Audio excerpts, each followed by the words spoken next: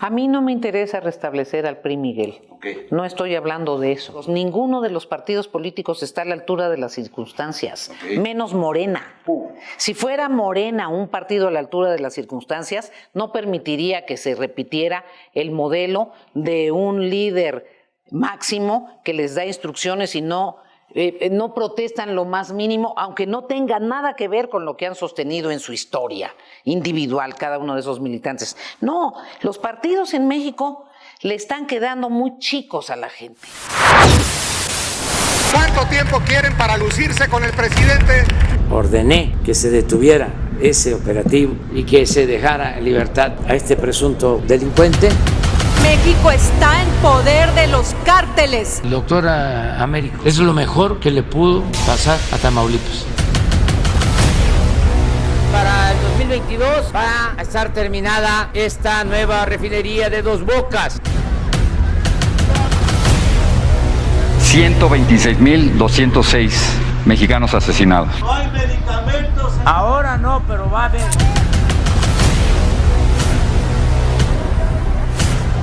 Ya recibí tu carta. Cuando tienen tantas deudas con la sociedad. Sí, fue un error. El compañero presidente López Obrador es pendejo.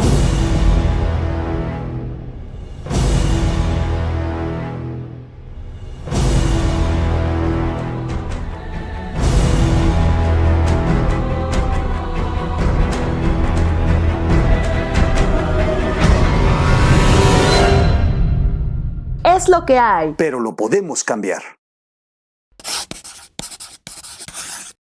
¿Cómo están, amigos? Bienvenidos a una emisión más de Es lo que hay, la tercera.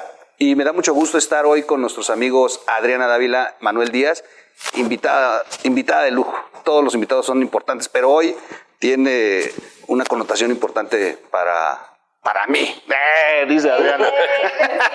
Para el país también. Para el país. No, la verdad es que es un programa que estábamos esperando.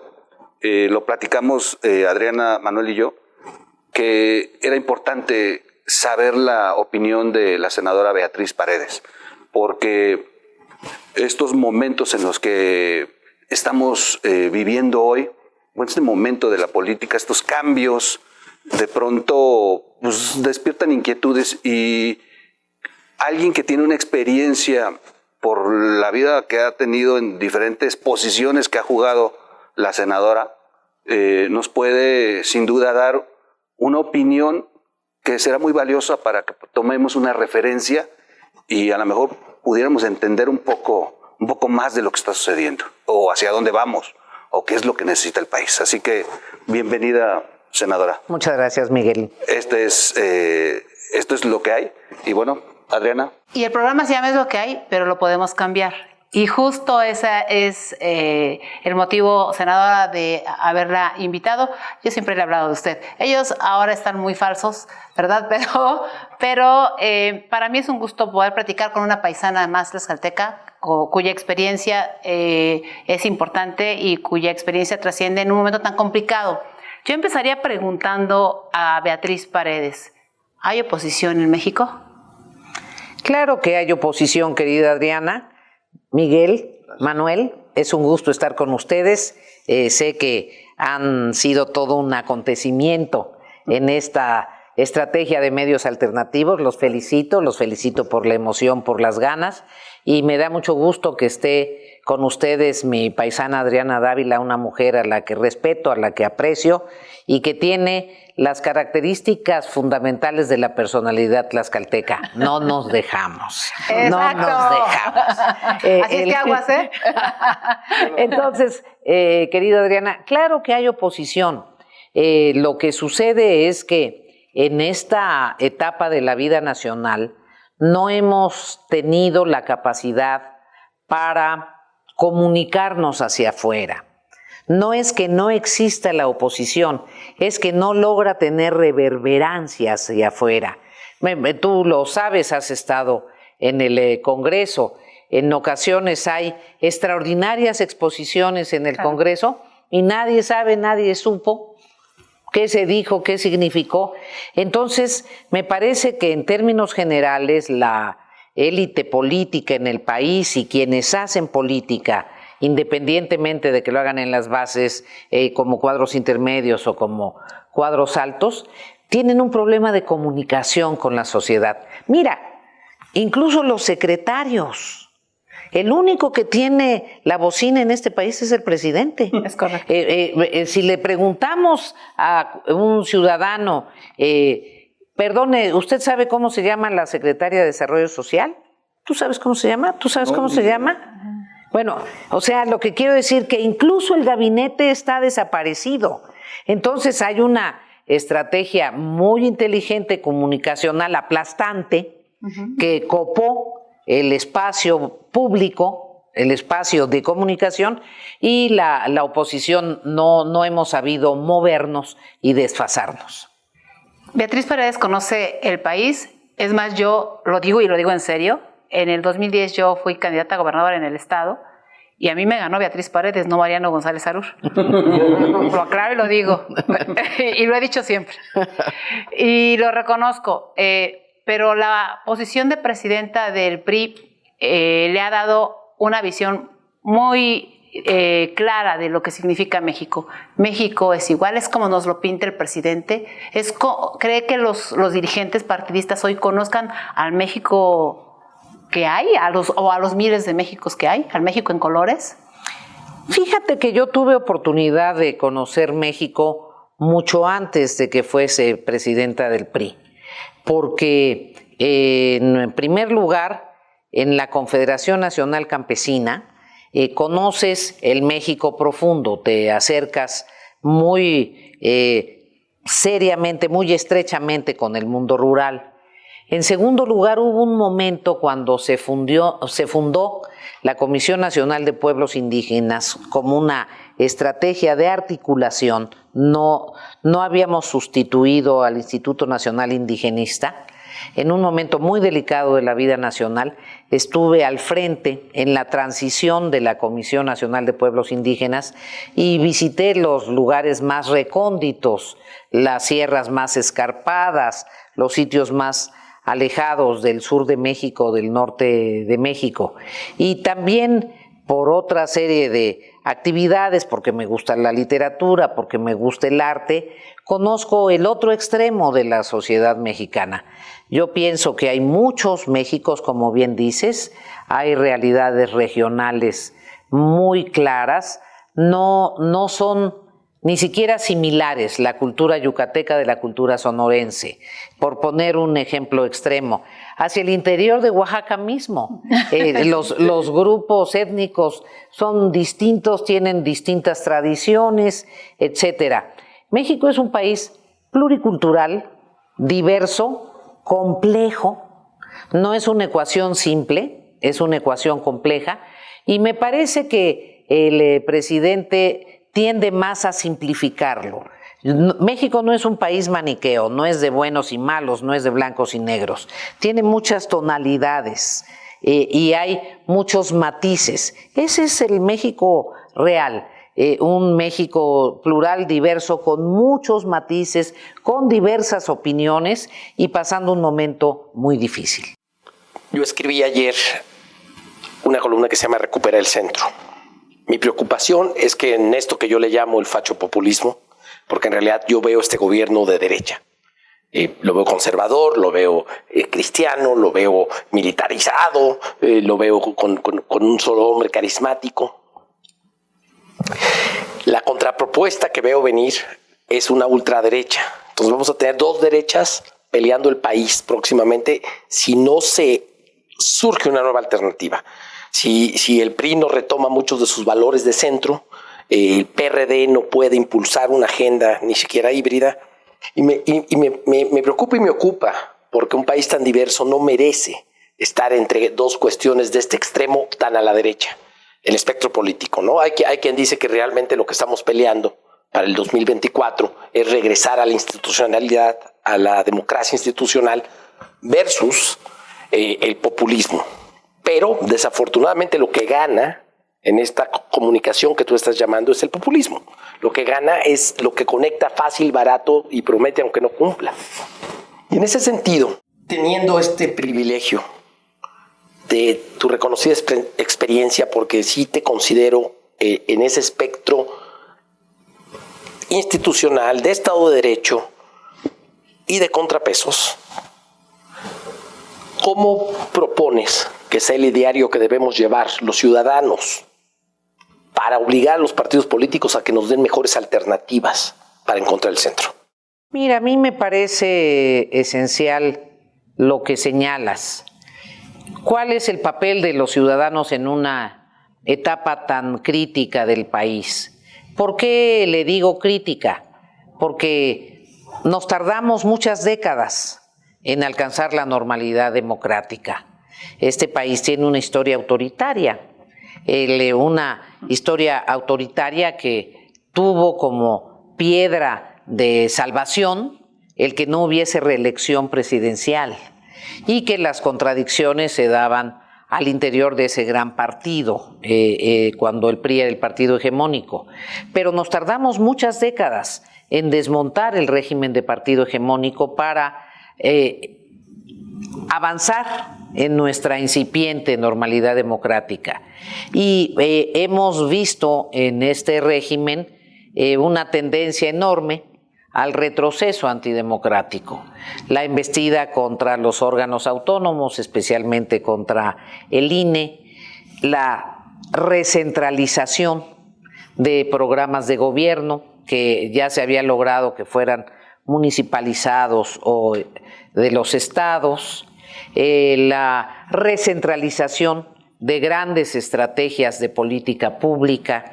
A mí, francamente, no me parece que la estrategia en el sector salud haya sido la correcta, independientemente de salud popular o no, del sistema de seguro popular. La trayectoria de la política pública en materia de salud en México viene desde 1940 y tantos, no es algo que haya sucedido hace 10 años. Hay una profunda ignorancia en varios temas. Entonces, los ciudadanos tienen que exigir primero gobiernos eficaces, porque esta experiencia nos ha enseñado que no es suficiente un líder, por carismático que sea. Este es un país de más de 125 millones de habitantes, ya dijimos que plural, diverso, con muchísimos problemas en una situación geopolítica estratégica. Entonces eso no se puede resolver con Chicoché, aunque sea un filósofo extraordinario, Chicoché. Yo reconozco su talento, pero me parece que estamos más allá de Chicoché. Y creo que ahí los ciudadanos, la gente tiene que exigir seriedad y responsabilidad. Es interesante cuando escucho lo de la sociedad, que se debe responder, pero ahí es donde tenemos mucha preocupación, senadora. ¿Cómo sientes a la sociedad? ¿Es una sociedad que sí está consciente de lo que está ocurriendo o es una sociedad que está dormida o es una sociedad que ya está hipnotizada por todo el efecto que ha causado esta estrategia de comunicación desde Palacio? ¿Cómo sientes esta sociedad del día de hoy en específico? ¿La gente sí va a reaccionar o se conforma con festivales como el que tenemos a unos pasos de donde estamos haciendo esta entrevista? Mira, yo le tengo mucha confianza al pueblo mexicano y a la sociedad mexicana. Creo que siempre sabe darnos lecciones. Me parece que perdimos porque debíamos perder. O sea, ¿para qué nos autoengañamos? No vamos a decir que todo era magnífico, maravilloso, espectacular. No, se cometieron errores y la gente te lo señala. Creo que lo esencial es que haya la decisión de participar electoralmente en el 24. ¿Cómo no voy a tenerle confianza a la sociedad, particularmente a las mujeres jóvenes? El movimiento feminista de esta etapa es extraordinario, sí. Es asombroso su capacidad de ir adelante, de plantear cuestiones incluso posmodernas en el país. Me parece que han sido muy agudas las mujeres en los señalamientos que han hecho y desde luego en su enorme preocupación por los feminicidios, que es una vergüenza. Lo que sucede es que no hay eco en las instituciones correspondientes. Hay una sociedad que demanda lo que ha pasado con la Comisión Nacional de Derechos Humanos, Sí, bueno, es trágico. Lo que perdimos en términos de institucionalidad del ombudsman para defender a la sociedad, es ridículo lo que ha hecho la Comisión Nacional de Derechos Humanos. Los temas verdaderamente de violación de derechos humanos no los atiende, se tarda, no dictamina, y en cambio actúa como institución militante, política. Bueno, eso Y viniendo de una hija de un activista. es inconcebible. Es la paradoja. Es una tristeza. A ver, senadora, el tema de las mujeres y las nuevas generaciones. Y yo quiero retomar lo que Manuel plantea porque me parece que es lo que nosotros incluso platicamos fuera de cualquier entrevista, ¿no? Sí está bien, necesitamos un producto, entre comillas, político que venda, que conecte con la gente, pero a veces esos riesgos son demasiados. Este adelanto que tenemos las mujeres y especialmente, como lo dices, las generaciones más jóvenes que van pasos adelante, ¿es suficiente para poder hacer el cambio de gobierno?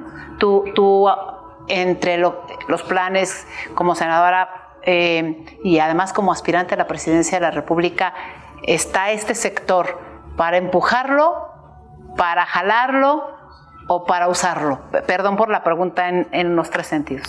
Para usarlo jamás. Yo no pienso que ninguna relación política sana esté contenida en el concepto uso o manipulación.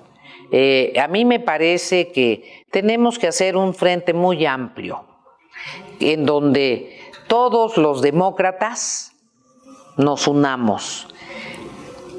Racionalmente ese frente sería de centro, porque si es una alianza de todos los demócratas. Es correcto. Yo personalmente soy socialdemócrata, yo soy de centro izquierda. Así soy, así he sido, así me defino en perspectiva. No soy de las personas que cambia de chaqueta para ganar una elección. No soy y no he sido, y no me parece decente con los ciudadanos, que creen que están votando por A y en realidad están votando por B disfrazado de A, ¿no? Entonces, en ese sentido, pero creo que lo lógico es que hubiese un frente amplio en donde participaran todos, toda la ciudadanía, las ONGs, los artistas, los grupos sociales, etcétera, y los partidos políticos, no volverlo un tema cerrado de distribución cupular del poder, sino de búsqueda de la opción que resulte más convincente para poder construir un frente muy amplio y además con el compromiso de integrar un gobierno de coalición, un equipo de gobierno. Yo pienso, si tengo la circunstancia de ser la candidata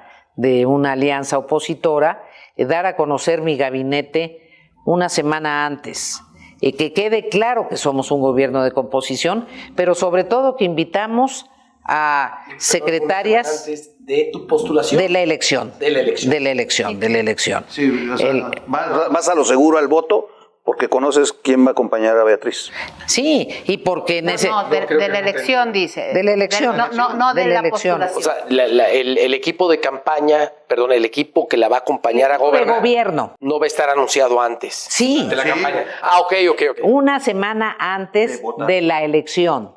¿De la elección del candidato? No, de la elección presidencial. Sí, es que entendimos otra cosa, Sí. pero a ver, en ese sentido, porque hay quienes, Andrés Manuel se adelantó muchísimo, y cuando yo digo usar, lo digo por algo muy claro que pasó en este gobierno, senadora, que es, se usaron todas las causas. Se usó ir a sacar a los mineros de pasta de conchos, no sucedió. Se usó apoyar a las mujeres, no sucedió. Se usó apoyar y recuperar con vida a los 43 de Ayotzinapa, no sucedió. Se usó no quitar las estancias infantiles, no sucedió. Esos son usos que hacen político-electorales a algunas personas, ¿no? Y hay muchos riesgos hoy en esta competencia de que se usen esas causas. Esta coalición pasa por los partidos políticos. Hay partidos políticos suficientemente fuertes que permitan construir esta coalición que pretendes encabezar? Desde luego, incluso fueron los partidos políticos quienes convocaron al Frente Sí Va por México y participaron así en la elección intermedia. Ya se integró, ya participaron, pero mi punto es que no es suficiente con los partidos políticos. Como dicen los científicos, es condición necesaria, pero no suficiente. Lo verdaderamente importante es que haya una gran movilización social, porque la elección de 2024 va a ser un parteaguas en la historia de México. O continuamos en una vía de evolución democrática profunda, en donde podamos atemperar el presidencialismo mexicano, generar un sistema semipresidencialista. Yo tengo una propuesta absolutamente federalista. Yo creo en los estados, creo en los municipios, creo en las regiones, un replanteamiento de la democracia territorial en el país, que se respete a los estados, que haya una gran reforma fiscal para respaldar a estados y municipios. Claro. Una visión distinta de las prioridades nacionales. El agua debe ser una prioridad en México. Es un problema gravísimo, en donde el presupuesto ha sido insuficiente, en donde ha habido vaivenes en cuál es la organización administrativa para atender adecuadamente la problemática del agua. Hay que hacer grandes obras ligadas con el agua. Es increíble que en la Ciudad de México cada año se te inundan y se quedan sin agua otras zonas. Es irracional con este nivel de lluvia que tenemos en la Ciudad de México. Debería haber un drenaje pluvial. Si es una obra cara, claro, pero las grandes obras tienen que hacerse. Por posponerlas no significa que se resuelvan los problemas. Ahorita hacen obras caras. Y no sirve. Bueno, ahorita hacen unos pequeños estadios de béisbol que a lo mejor son baratos. Yo no sé francamente cuánto cuesta un estadio de béisbol. Lo que sí sé es que es muy útil un estadio de béisbol. Sí. Extraordinariamente útil. Sí, no, la verdad es divertido si va acompañado de una política de infraestructura. Siempre. Y de buenos equipos de béisbol. Estimular a algunos equipos de béisbol. Que no trasladen a las mascotas en helicóptero. De acuerdo. Mare, bomba. Pero que no trasladen a las mascotas en helicópteros de la Marina. Sí. Adelante. Vamos al primer corte. Estamos en Esto es lo que hay. Lo podemos cambiar sin duda. Vamos rápido a un video que preparamos sobre las facetas que ha tenido la senadora Beatriz Paredes en su vida como político, como representante popular, como dirigente del PRI. Y regresamos de inmediato. Vamos a verlo.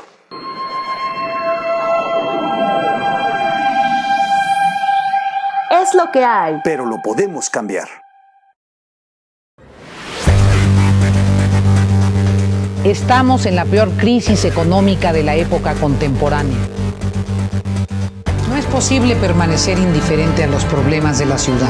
A las ofensas hemos respondido con propuestas.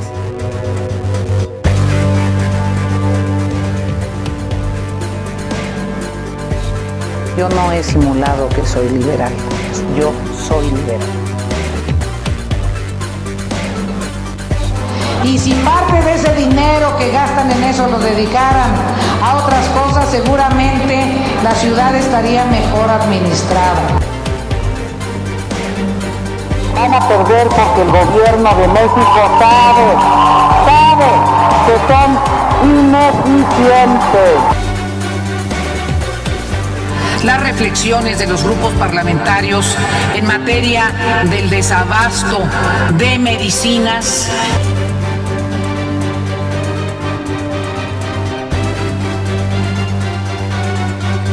Con humildad y con decisión, que aspiro a ser candidata a presidenta de la República.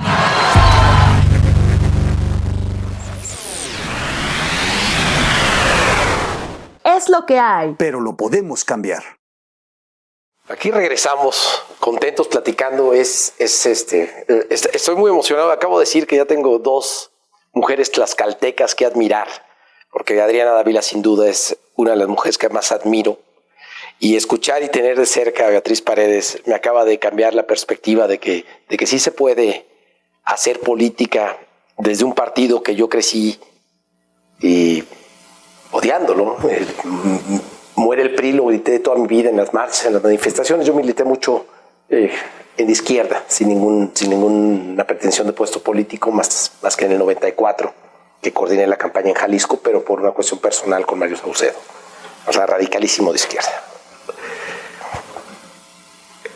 Estoy dándole un poquito de giro a lo que estamos platicando y me gustaría preguntarte muy concretamente, ¿cómo ves el tema energético? Las energías limpias, las energías sustentables, lo que está pasando ahorita en Egipto con la COP, lo que se propone desde Estados Unidos ya de una manera muy clara, incluso lo quieren hacer parte, ahora que lleguemos a la famosa cláusula 11 del TEMEC, y se quiere hacer parte, una integración regional, pero tiene que pasar por el tema energético. Y por otro lado, veo una doble moral del gobierno. Por un lado hablan del carbón, y hablan de Pemex, hablan de todo esto, pero por otro lado están construyendo el parque solar de Puerto Peñasco más grande, hay una transición en otras áreas, pero por otro lado hacen dos bocas, como que no veo una política clara energética y más allá de decir que se va hacia la soberanía.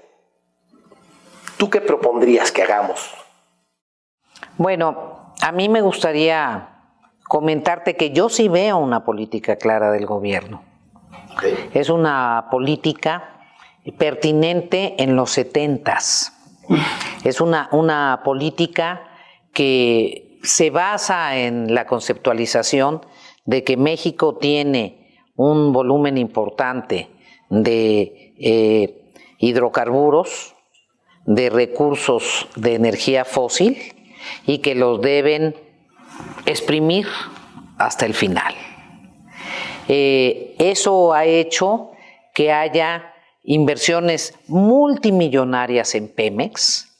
Sería muy útil que los mexicanos conociéramos a dónde piensan llevar a Pemex, porque cada presupuesto, más dinero para Pemex, más dinero para Pemex, más dinero para renegociar la deuda de Pemex.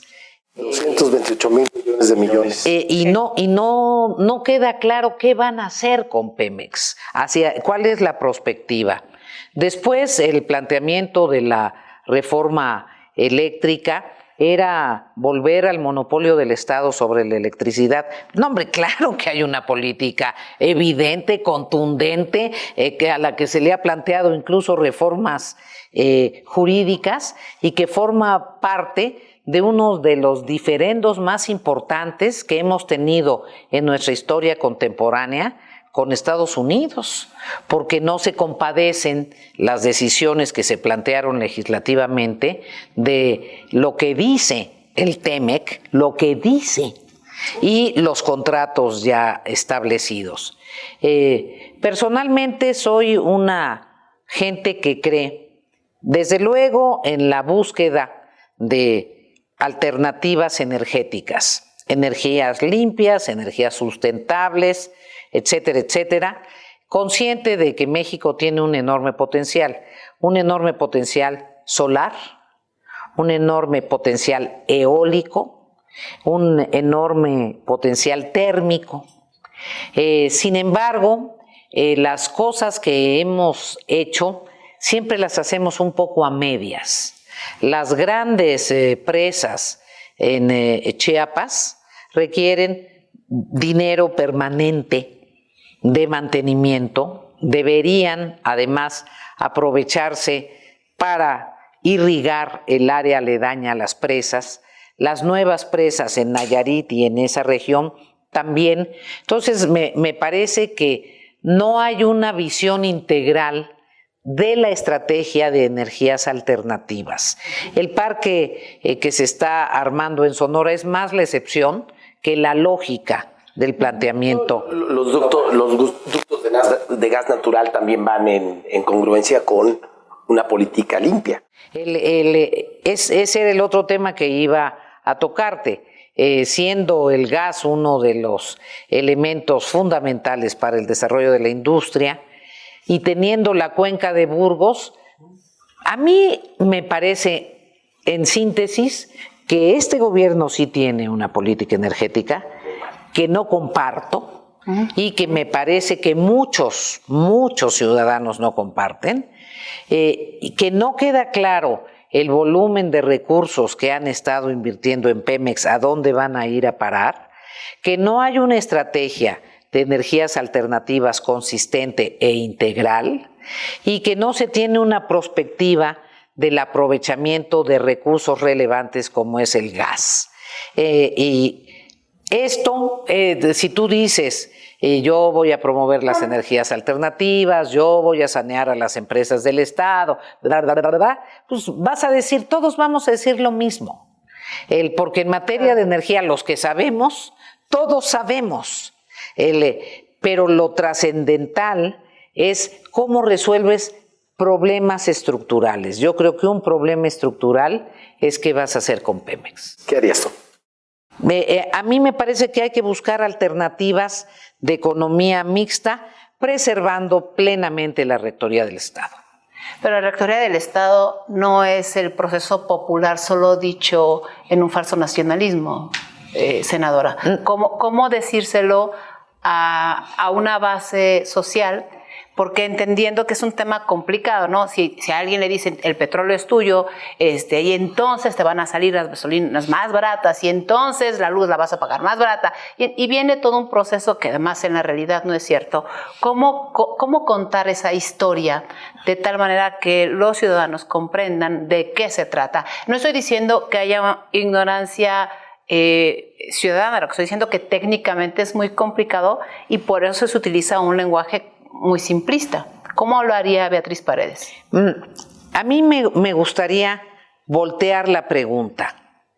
Dentro de los cuestionamientos ciudadanos, las preguntas ciudadanas esenciales, ¿ustedes creen que a los ciudadanos les interesa, en términos masivos, cómo se administra Pemex?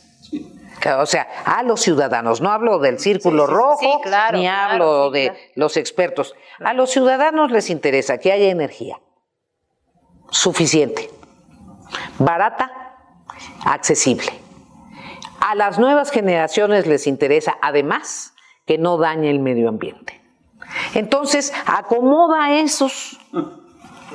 ¿Cómo tienes energía? Suficiente, oportuna, barata y que no dañe el medio ambiente.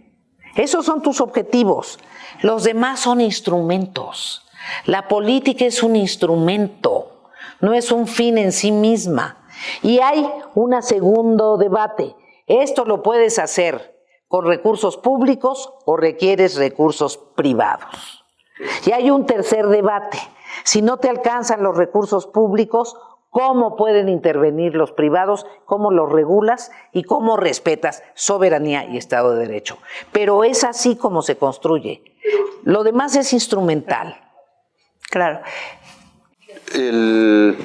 Bueno, sin duda necesitas un equipo que te acompañe para hacer esto. No precisamente un equipo de los Avengers, pero sí alguien que esté en estos puntos tan claros que dice la senadora.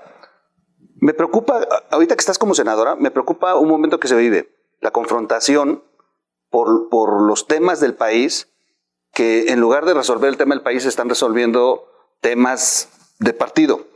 La reforma energética. Era una gran oportunidad para revisar qué podíamos componer y lo único que hicieron los legisladores fue confrontarla, llevarlo al terreno de político y de militancia, en lugar de darnos la oportunidad. Por ejemplo, en Oaxaca tenemos el Parque Eólico Oaxaca 1, que es uno de los más importantes de Latinoamérica, pero yo les digo que, regresando a este tema del pueblo, abajo de los generadores hay viviendas de comunidades indígenas que no tienen luz y tienen el generador arriba.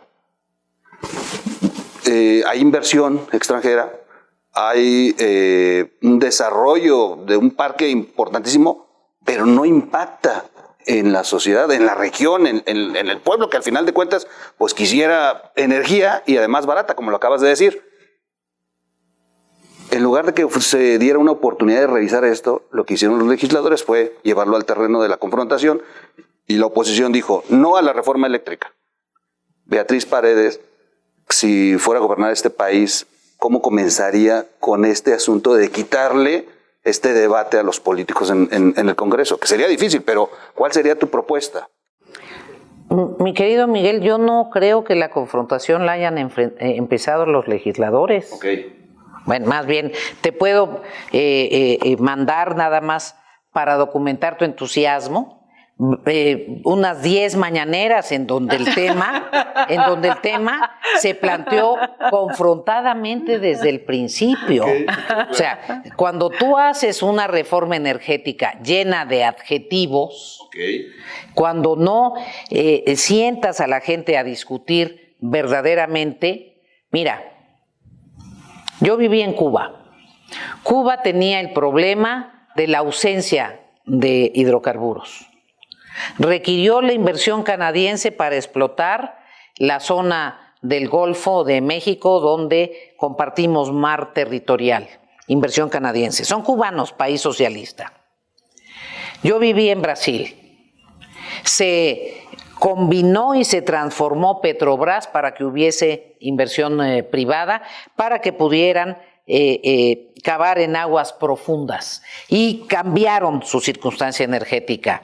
Bueno, por eso les digo, es un tema de contemporaneidad, no tiene que ver con una visión ideológica nada más, tiene que ver con que entiendas que estás en el siglo XXI, entiendas que la energía es indispensable para el desarrollo y hagas cuentas. Si puedes dejar de meter dinero en educación, en salud, en carreteras, etcétera, para meterlo solo a energía.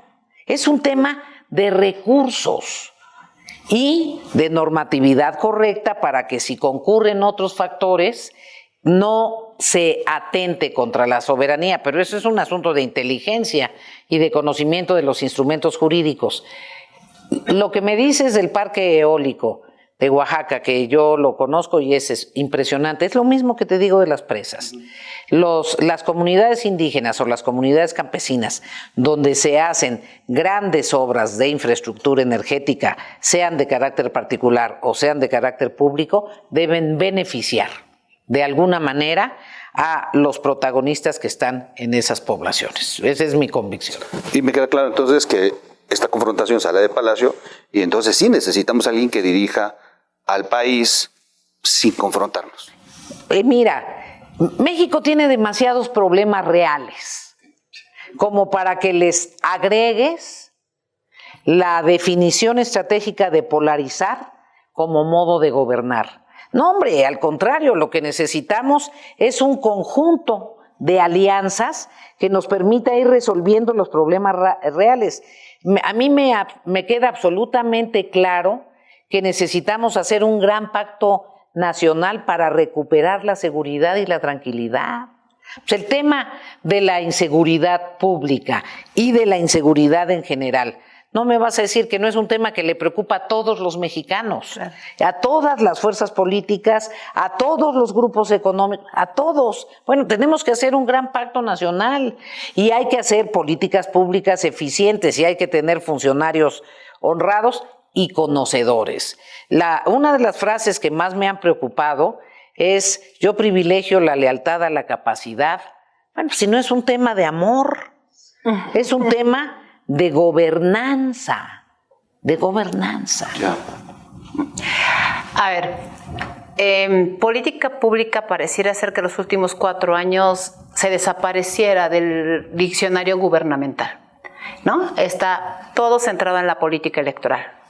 Beatriz Paredes, en la experiencia que tiene en todos los cargos, fue la primera mujer que respondió un informe de gobierno, y recuerdo perfectamente una conversación que tuvimos, senadora, donde claramente me dijiste: no te equivoques, a las mujeres no nos juzgan por ser mujeres, sino por el tipo de mujeres que somos. Y se me quedó grabadísimo. ¿Qué haría Beatriz Paredes para reencontrar a los mexicanos? Porque me parece que el problema mayor que puede resolverse con cosas como las que mencionas, una política eficiente, un camino conductual suficiente o una posibilidad de profesionales en la administración pública, es fácil de resolver. La polarización no es tan fácil porque es parte incluso de una naturaleza humana exacerbada hoy, ¿no? ¿Qué haría Beatriz Paredes para la reconciliación nacional entre los mexicanos que pensamos distinto, ¿no? Aquí hay 4 que pensamos completamente distinto, por ejemplo. Efectivamente. Y me caes bien. y ahora ya tienes a otra senadora, tlaxcalteca, por cierto. Pero mira, aquí hay 4 que pensamos distinto. Pero tú, como en el 70% de las cosas de defender a Tlaxcala, nos podemos poner de acuerdo. Exactamente. Entonces, en la carrera diplomática te enseñan que cuando tú eres designado negociador para un tema muy complejo, primero tienes que encontrar las coincidencias. Vas avanzando en negociar las coincidencias, en llegar a acuerdos en las coincidencias. Tienes que tratar de avanzar todo lo posible en encontrar las coincidencias, para que cuando ya llegas a alguno de los temas en donde hay antagonismo, donde es imposible arreglarse, el avance en el encuentro de coincidencias haya sido tal que no te convenga levantarte de la mesa.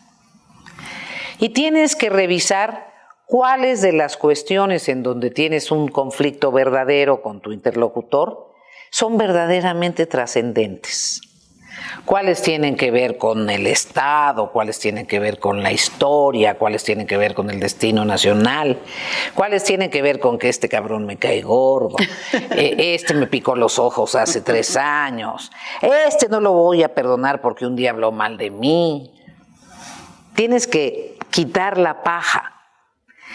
Parte de nuestra polarización tiene mucho que ver con paja. Y siempre están amenazando con prenderle el cerillito. Y parte tiene que ver con cuestiones estructurales y verdaderas que no puedes negar. Que existen. Este es un país que tiene una distribución del ingreso muy injusta. Eso es cierto. Es una realidad. Sí. Este es un país que tiene regiones con alta marginación, no solo producto del contexto actual, sino de una historia de coloniaje muy difícil, muy dura. Entonces, yo no creo en la unidad uniforme. Unanimidad. Ni en la unidad, fíjate. Yo creo en la conjunción, la articulación de contrarios. Cohesión. Wow. Creo en la cohesión. Yo en ese sentido creo en la dialéctica. Cuando tú logras entender cuál es el propósito superior, a lo mejor no te caes muy bien con tu cuate. A lo mejor tienes el 30% de diferencias, pero hay un propósito superior. Y en este caso, el verdadero propósito superior es el país. México está en un momento muy delicado, porque el mundo está en un momento muy delicado. Y nosotros ya traíamos lo nuestro, pero tienes la posibilidad de una polarización terrible en Estados Unidos, de una crisis democrática en Estados Unidos, que no hemos tenido en el imaginario en los últimos 150 años.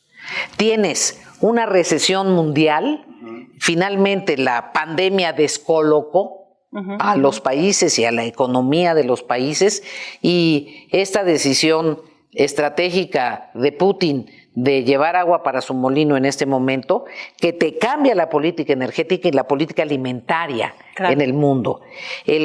Tienes una juventud que cambió profundamente por la revolución tecnológica, en la que en un aparatito les generas todas las expectativas de la Tierra, todos piensan que pueden ser todo, porque se los dice el aparatito y un dedito, y resulta que cuando salen a buscar trabajo, no hay nada.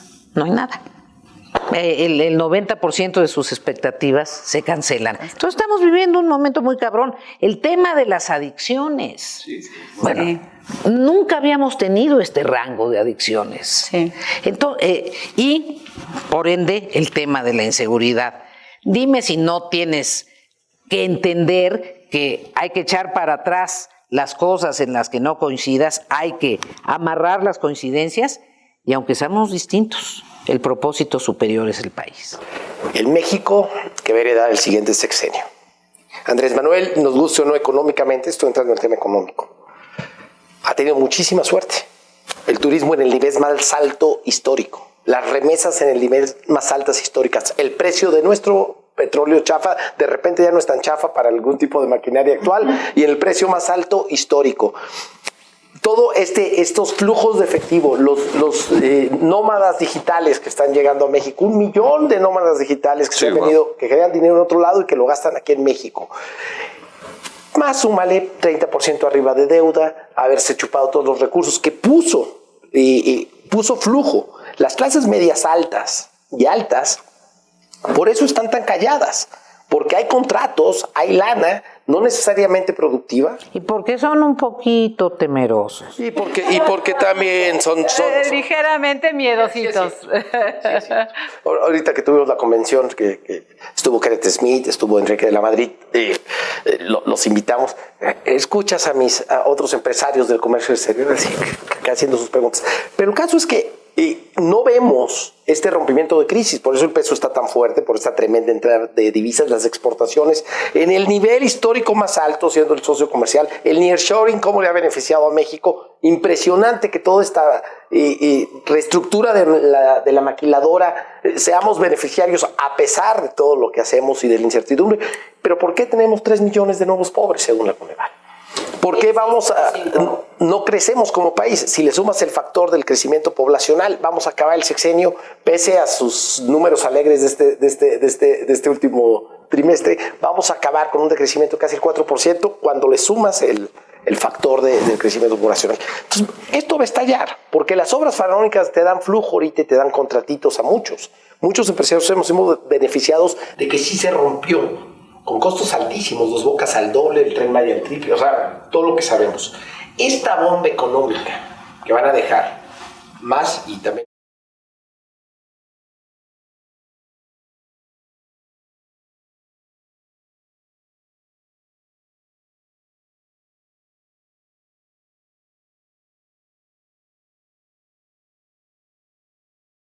Me preocupa mucho que digas bomba. Sí, bomba es muy riesgoso. La verdad es que me habías dicho que eres de la hermana y queridísima República de Yucatán, muy querida para mí. No sabes cuánto admiro a los yucatecos, a la música yucateca, a la trova, al entorno de Yucatán, a la gente de Yucatán, me encantan. Pero cuidado con las bombas, cuidado. Mira, efectivamente el contexto en los temas que bien señalaste, aparentemente nos han dado flujo y circunstancia. Sin embargo, no hemos podido ni siquiera nivelar el nivel de decrecimiento que tuvimos con la pandemia. Creo que hubo decisiones que debieron haber tomado en la pandemia que no tomaron y que repercutieron en el cierre de muchos micronegocios y pequeños negocios. Y en nuestro país todos sabemos que el empleo se da esencialmente en la pequeña y mediana empresa y en los micronegocios. Y no se apoyaron, no se les dieron créditos blandos, no se respaldaron para que cubrieran sus nóminas, como se hizo de manera mucho más amplia. Aquí se hizo excepcionalmente, de manera mucho más amplia en otros países. Esto repercutió en el empleo, se empieza a recuperar, qué bueno. Nadie quiere que haya una catástrofe económica, no estamos locos, no se trata de que por derrotar políticamente un partido quieras que el país se hunda, no se trata de eso. Sin embargo, hay algunos temas que son preocupantes y en ese sentido tienes razón, y a cada uno hay que responder con una propuesta clara. La incertidumbre que generó la renegociación del sector energético y lo que eso ha repercutido en la no ampliación de inversiones o la cancelación de algunas inversiones que incluso ya estaban programadas. Ese tema se tiene que resolver con certidumbre y con seguridad. La desaparición prácticamente total de la banca de desarrollo. Desaparecieron la financiera rural. No hay modo de mover al campo. Si el campo no tuviera la locomotora de las exportaciones, que son muy localizadas, aguacates, berries, etcétera, la balanza se hubiera desequilibrado totalmente, se ha incrementado nuestra importación de granos. Entonces, uno de los temas en los que hay que poner muchísimo cuidado va a ser en el del abasto alimentario. Podemos empezar a tener malas noticias en cuanto al abasto alimentario.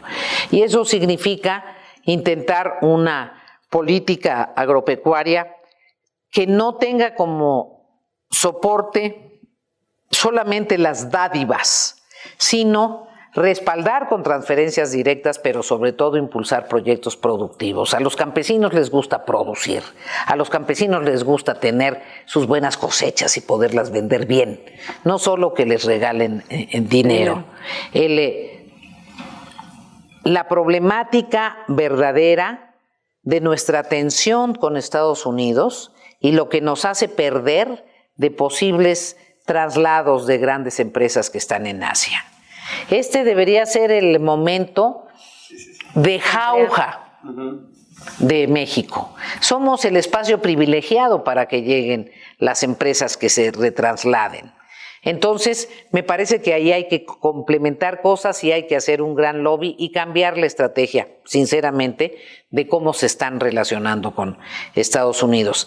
Y eso supone un activismo de carácter internacional, no solo para América Latina, que a mí me da mucho gusto que lo tengan, sino también para América del Norte.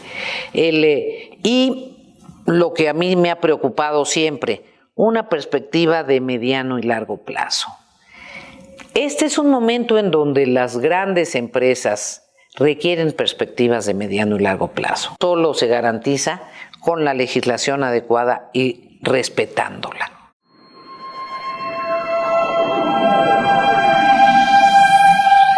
Es lo que hay. Pero lo podemos cambiar. Sin duda un programa muy interesante. Gracias, senadora, por permitirnos ver tu visión del país, de lo que está ocurriendo. Nos ayuda mucho a tomar las cosas con otra óptica y le ayuda al público que nos está viendo a entender algunas de las cuestiones que se comentan. La verdad es que la interacción que se tiene en estos medios alternativos nos ayuda mucho a tener este contacto de leer a los que nos siguen en las redes sociales, y hay mucha inquietud sobre temas que a veces no se enteran allá en Palacio de lo que de verdad está opinando el público. A mí me preocupa una cosa, a propósito de que tienes aspiración a dirigir esta nación. De pronto hay quienes le echan la culpa al PRI de lo que está ocurriendo y culpan inclusive que el PRI es el causante de que esté hoy gobernando Morena. Veo muy polarizado el mundo, ¿verdad? Lo que sucedió en Brasil, este empate entre una izquierda y una derecha tan extrema, y lo que como terminó el resultado de Estados Unidos, pues todavía me alarma más, y lo que está ocurriendo en el resto del mundo, pareciera que nomás hay dos bandos, pero además muy empatados. Siento que le falta un centro a este tema de resolver esta confrontación esta polaridad de ideologías. Y siento que se lo daba el PRI antes a la nación.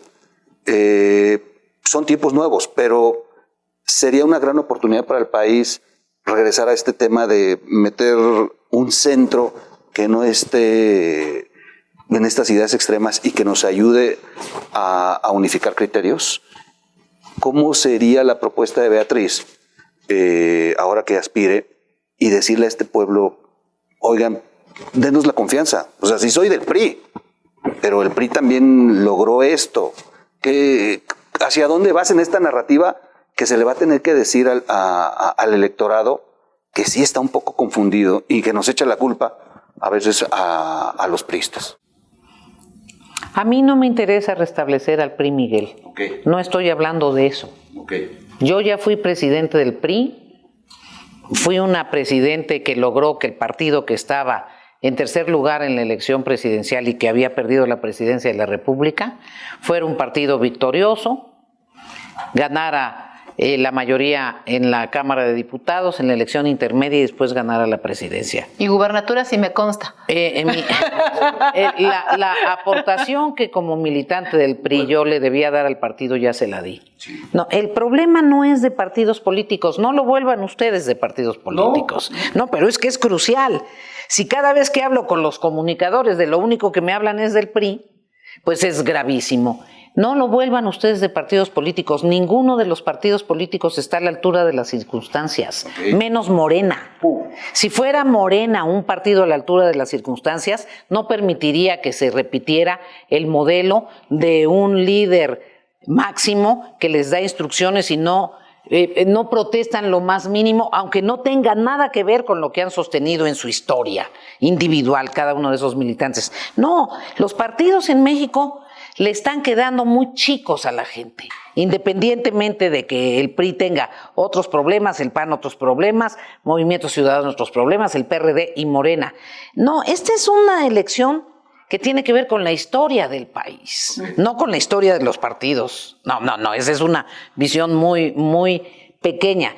Esta es una elección para saber, ¿vamos a seguir siendo democráticos o vamos a intentar un ejercicio, un experimento populista con nuestra situación geopolítica? Porque ni eres una pequeña islita, ni estás a miles y millones de kilómetros del líder del mundo capitalista de nuestro tiempo. Entonces, es una elección de otro tamaño, donde tus vectores de análisis deben ser distintos. Y yo pienso que en ese sentido es crucial armar un gran frente, un frente amplio, que las personas analicen a los posibles candidatos o candidatas, que se constituya un gran equipo gobernante y que caminemos hacia un centro, para mí un centro progresista. Esa es mi visión. Yo no creo que la sociedad mexicana en su conjunto toda esté para un centro conservador. No lo creo. ¿Por qué pasó? Voy a decir algo con absoluto respeto y aprecio por Adriana. Vicente Fox tuvo una extraordinaria oportunidad. Extraordinaria. Sí. Ha habido dos presidentes en la historia de México reciente que han tenido extraordinarias oportunidades. Vicente Fox y Andrés Manuel. Nos hace falta un tamaño de análisis distinto. Nos tenemos que ir para arriba. Tenemos que entender cómo resolvemos a México. En este momento, primero recuperar lo que hemos perdido, seguir avanzando en lo que esté bien, en lo que se haya hecho correctamente. No se trata de inventar a México cada 6 años, pero comprender el mundo contemporáneo, saber que las nuevas generaciones hablan en clave de 5G. Si no entendemos lo que está pasando en la revolución tecnológica, que va a incidir en todo, en el empleo, en la productividad, en la comunicación, no estamos entendiendo buena parte de lo que sucede. Entonces, ¿tú crees que a mí me interesa saber si tal partido se va a componer o no? Perdóname, no. De veras no es mi tema. Lo que sí me interesa es que seamos capaces de construir una gran alianza, de encontrar un método democrático de selección de las candidaturas, de armar un gran equipo de gobierno y de hablarle a la gente con la verdad, Adriana. Yo no te terminé de contestar. ¿Cómo recuperar la confianza? Yo creo que con la verdad. Sí, que además ha habido mucha mentira. Me parece que los mexicanos tenemos derecho a la verdad.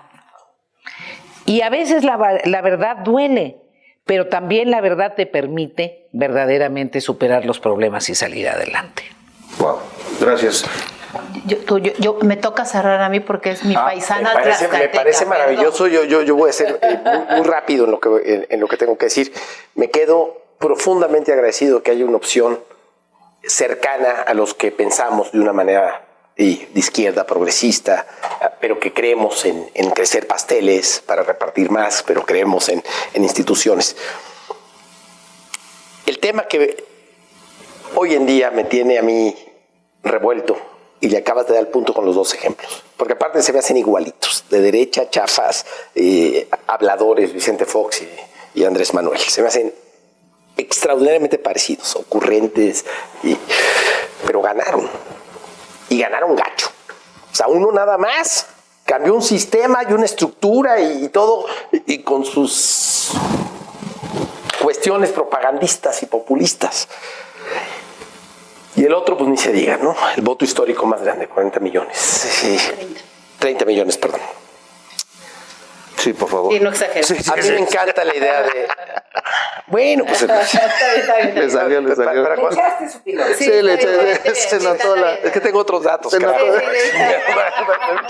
Sí, son tus datos. El gran problema es que estamos muy claros, o por lo menos yo me quedo muy contento, muy tranquilo con esta plática, porque estamos muy claros en que no hay que reinventar el país y tratar de venir con muchas cosas. Pero sí me preocupa que no podamos comunicarlo. Y me preocupa que ya veo esfuerzos por buscar más populacheros que gente de gobierno, que políticos profesionales como tú, ¿no? Que estás dando respuestas muy concretas, básicas y estructurales, sin tener la que jalar para que parezca que estás inventando el hilo negro. Pues es como se ha hecho y es como hemos ido sacando a la gente de la pobreza, incrementando la infraestructura. ¿Cómo ganar? ¿Cómo ganar con esa moderación que se requiere?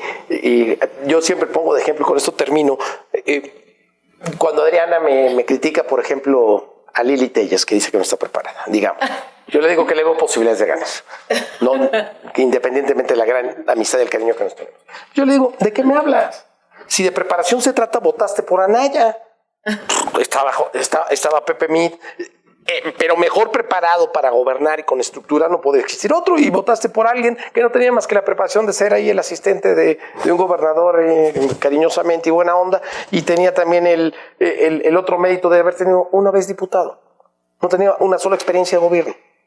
Entonces, si no podemos convencer de la mejor opción al panismo, ¿cómo vamos a convencer a toda la gente, a toda la ciudadanía, de que sí hay una opción que le estoy viendo aquí enfrente de mí?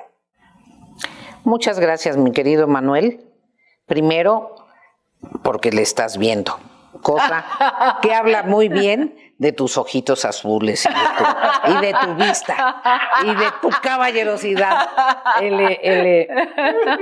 Mira, yo no sé si soy la opción o no. Yo planteo mis haberes, mis posibilidades, etcétera. Yo soy una persona serena. No participo en esta búsqueda por ambición personal. Participo por una ambición que es peor, por ambición histórica. No quiero que nos lleve el carajo. Eso es todo. No quiero que retrocedamos. No quiero que en temas en donde me parece que este gobierno se ha equivocado, insistan en el error. Y en los temas que han acertado, tenemos que complementarlos, acompañarlos y darles continuidad. Pero tú dices cómo convencer a la ciudadanía. Ayúdenos. La primera gran alianza que se requiere es entre los políticos y los medios. Esa es la primera gran alianza. Si todas las personas que sabemos que primero va el verbo y luego el complemento, parecemos aburridos o parecemos muy serios o no hay que meterlos porque no le mientan la madre a nadie, pues entonces, perdónenme, ¿quiénes son los que están también involucrados en este medio ambiente? La primera gran alianza que tenemos que hacer es con los medios. Tenemos que decir qué es lo que verdaderamente se está discutiendo en el presupuesto. ¿Qué es? No hay un programa sobre eso. Dijeron, metimos 400,000 reservas porque no estamos de acuerdo. Eso representa lo cuantitativo, pero ¿qué es lo sustantivo? Sí. Entonces, ¿Qué se logró además? Sí. Que no hubo una consolidación en el debate. Entonces, tenemos que movernos a otro momento de la comunicación. La estrategia comunicacional de los políticos quedó atrapada hace 6 años, hace 12 años, hace 18 años. Y esta es una estrategia comunicacional que debe ser diferente, porque te dicen es que la gente vota por emociones. Está muy bien que vote por emociones, pero necesitamos que también conozca razones.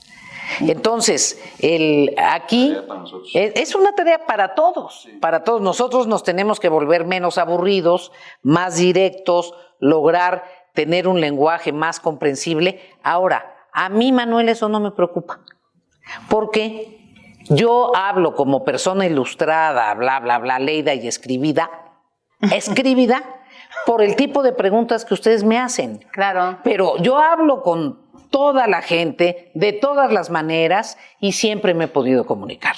Yo no tengo un problema de incomunicación con nadie. Lo que necesito es tener más tiempo, pero aún mi circunstancia, se necesita una gran alianza con los medios. Por eso agradezco mucho esta invitación del troll, y además que vea yo a mi paisana en su nueva faceta de estrella comunicacional que me tiene muy contenta. Bueno, yo quiero cerrar esto diciendo varias cosas. Primero, me voy a quedar con una frase que comenta, senadora, cuando dices, yo soy lo que soy una mujer de centro izquierda, así me defino, y yo quiero decir, yo estoy haciendo comunicación, pero sigo haciendo política. Eso. Y no voy a dejar de hacer política electoral, jamás lo he negado, y acá los amigos lo saben, estudié periodismo, es lo que hago, pero también hago política electoral y voy a seguir haciendo política electoral, es lo que sé hacer y me gusta hacerlo, y soy una mujer panista, militante, y así lo he dicho todo el tiempo, y ahí estoy, ¿no? Luchando.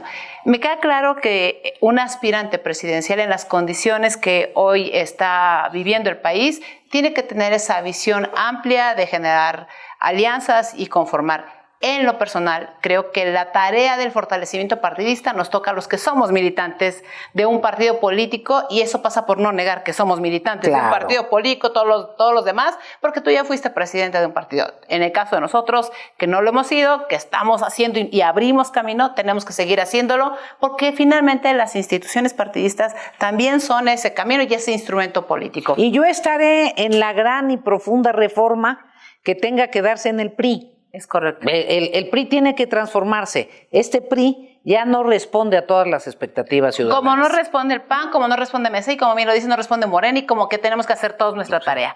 Yo quiero hablar de Beatriz Paredes, el ser humano, y quiero preguntarle 2 cosas. Si tuviera una máquina del tiempo, Beatriz Paredes, ¿qué cambiaría de lo que ha hecho a lo largo de su vida? Y la segunda, ¿se arrepiente de algo, Beatriz Paredes? Si quieres, empiezo por la segunda. Yo me arrepiento de muchas cosas, ¿eh? Soy una persona muy autocrítica, muy. Probablemente tú sepas, Adriana, quién fue mi papá. Mi papá, porque como que tuvo 2 vidas o 3 vidas. De origen indígena, somos tlaxcaltecas, auténticos de Naranja. Sí. De Tizatlán, además, el cuarto señorío, o sea, somos tlaxcaltecas, así. Se fue a trabajar como, pues, a buscar oportunidades en ese entonces, como si hubiera sido bracero, pero en ese entonces la gente de Tlaxcala, mucha iba hacia Veracruz, porque era el puerto de Veracruz. Y de ser un campesino indígena segundo de una familia de 13 hijos, se convirtió en marinero. Entonces mi papá tiene una historia verdaderamente notable de lucha marinero de alta mar, o sea, mandaban tarjetas de Yokohama, de Noruega, y después fue dirigente de una cooperativa que tenía barcos. Cuando yo fui gobernadora, a mi papá le habían quitado un terreno de Tizatlán. Y yo nunca creí que se lo quitaran. Nunca creí. Dije, ¿cómo se lo van a quitar? Es del pueblo, es de los terrenos que tiene su familia hace 500 años. Entonces mi papá quería su terreno muchísimo. 1,5 hectáreas, o sea, nada pues. Pero se lo quitaron. Y mi papá siempre me estuvo reclamando que le pagara su terreno. Y yo le dije, papá, la gobernadora de Tlaxcala no te puede pagar. Wow. Tú eres un hombre honrado, yo soy una mujer honrada. Así es que perdóname, te voy a dar una carta de que donaste el terreno. No sabes, yo sé que como mujer de Estado actué bien, pero como hija actué mal. Actué mal. Fui muy dura con mi papá y no me lo perdonó. Y tenía razón. ¿Tú te lo perdonaste? No. Yo sé que actué bien en términos de Estado. Y así actúo yo, ni modo. Siempre que veía a mi papá, al final me pasaba una tarjetita. Saludo a la gobernadora injusta, que no me regresó mi terreno. Fue muy fuerte. ¿Qué haría distinto? Ejercicio, maestra. Yo fui una gran deportista, fui una buena deportista. Me mantuve en forma todos los años que tienes que mantenerte en forma para andar ahí, por ahí, echando relajo. Y de repente me descuidé y empecé a engordar. De eso me arrepiento y además eso haría de otra manera. Nunca dejaría de hacer ejercicio. Bueno, yo quiero agradecer infinitamente. Esta es además eres la primera, y perdón, yo ya empecé con esos igualados, yo ya empecé a hablarte de tú. Muy bien. Porque habíamos quedado ya habíamos que íbamos quedado a consolidar parte de esta relación y nos tenemos que echar una trova por ahí. Para romper porque ambas nos gusta cantar. Pero yo quiero agradecer porque además eres la primera aspirante que participa en este programa. Muchas gracias, es un honor.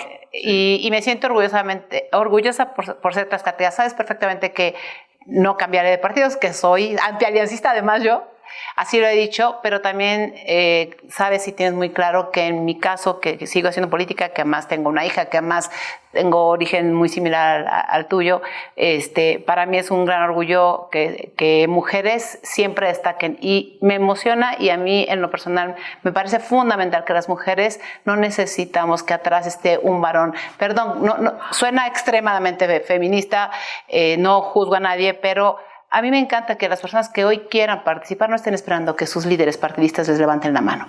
Y eso, en lo personal, lo valoro muchísimo, Beatriz, porque las mujeres que nos están viendo, las nuevas generaciones que nos están viendo, tienen que entender eso, que en la medida de que seamos capaces de que, como tú dices, yo no estoy esperando que Alito o que cualquiera de los de la alianza diga, oye, aquí está, te va a levantar la mano. No, yo quiero ser porque tengo esta trayectoria, porque tengo esta capacidad, porque lo que estoy haciendo lo estoy haciendo bien, y eso lo celebro enormemente. Gracias por esta entrevista y es un placer de veras tenerte. Estaremos en trincheras iguales o distintas, no lo sé. Yo espero que. Pero podemos contar. Juntas siempre. Juntas siempre. Exacto. Gracias a todos que nos ven. Gracias. Es lo que hay. Nos vemos el siguiente lunes a las 9 de la noche. Saludos, es lo que hay y lo podemos cambiar. Chao.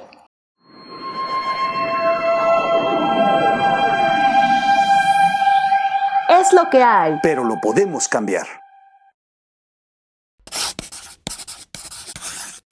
¿Vives aquí en México? Sí, pero también tienes tu casa allá en Tlaxcala. En el sur de Puebla. Ten cuidado.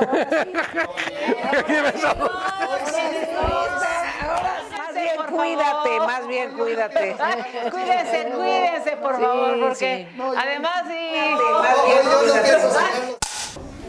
Es lo que hay. Como chango. Estuvo Beatriz Paredes y como siempre me ha regañado. Luego les contaré una anécdota de vida, porque Beatriz Paredes, cuando era dirigente del PRI Nacional, me metió una cagada impresionante.